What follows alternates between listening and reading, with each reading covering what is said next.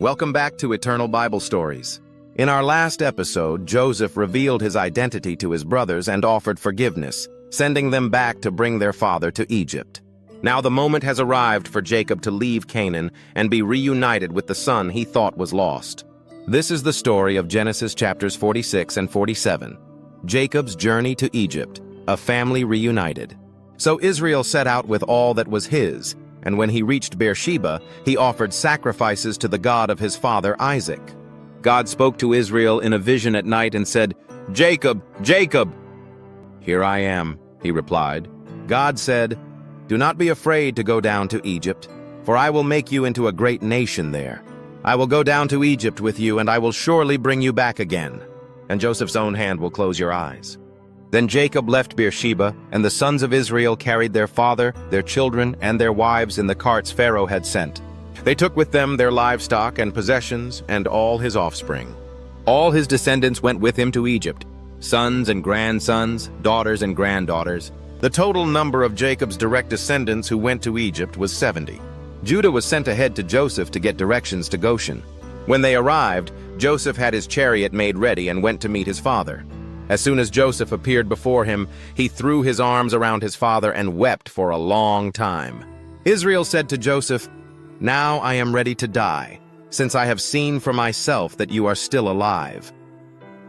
Then Joseph said, "I will go up and speak to Pharaoh and say, 'My brothers and my father's household have come from Canaan.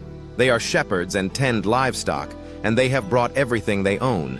When Pharaoh calls you in and asks, 'What is your occupation?' you should answer, 'Your servants have tended livestock from our boyhood until now.'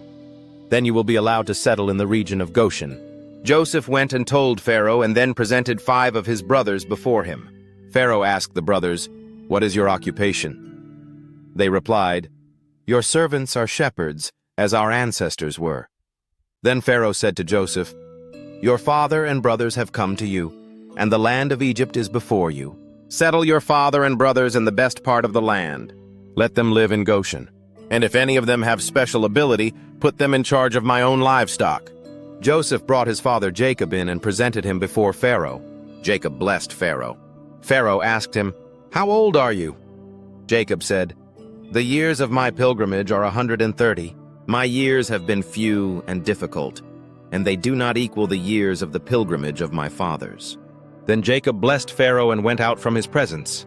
Joseph settled his father and brothers in Egypt and gave them property in the best part of the land, the district of Ramesses, as Pharaoh directed. He provided food for his father and brothers and all their households. As the famine continued, Joseph collected all the money in Egypt and Canaan in exchange for grain and brought it to Pharaoh's palace. When the money ran out, people said, "Give us food. Why should we die before your eyes? We'll exchange our livestock for food." So they brought their livestock, and Joseph gave them food in exchange for horses, sheep, goats, cattle, and donkeys. The next year they came again and said, "We cannot hide from you that our money is gone, and our livestock belongs to you. There is nothing left but our bodies and our land. Buy us and our land in exchange for food, and we with our land will be Pharaoh's slaves." So Joseph bought all the land in Egypt for Pharaoh. All the people became servants of Pharaoh. Joseph gave them seed and said, "You must give 1/5 of your harvest to Pharaoh. The other 4/5 you may keep." The people said, "You have saved our lives. May we find favor in the eyes of our Lord. We will be Pharaoh's servants." So Joseph established a law concerning land in Egypt that still exists. 1/5 of the produce belongs to Pharaoh. Only the land of the priests did not become Pharaoh's. Meanwhile, Israel settled in Egypt in the region of Goshen. They acquired property, were fruitful, and greatly increased in number. Jacob lived in Egypt 17 years. Altogether, he lived 147 years. And so ends this chapter of restoration and provision, a family reunited, a promise fulfilled, and the beginning of a new nation's journey in a foreign land. When God leads us, even famine becomes a doorway to fulfillment.